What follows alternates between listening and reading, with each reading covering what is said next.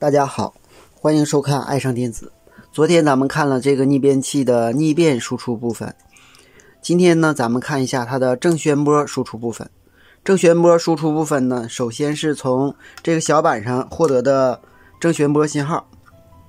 加到这1、2、3、4个功率管上。因为它上下两个板，所以说呢一共是8个功率管，但是呢它都是4个功率管和4个功率管并联的，也就是说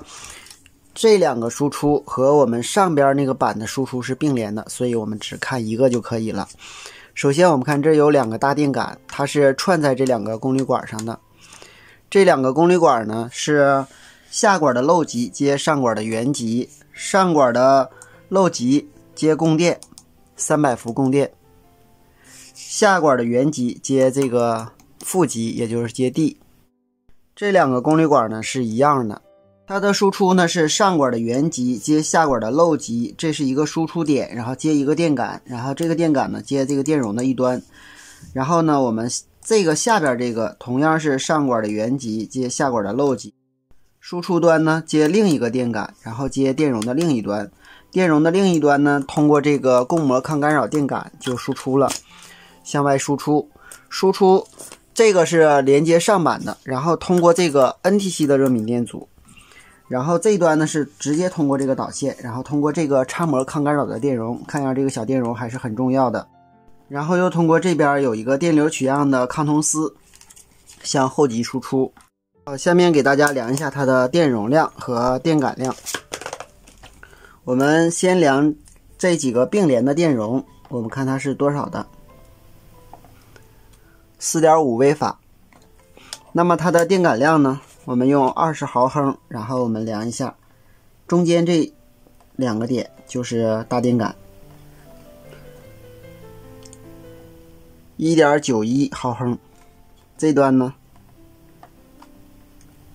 同样这2个电感都是 1.93 1.91 左右的。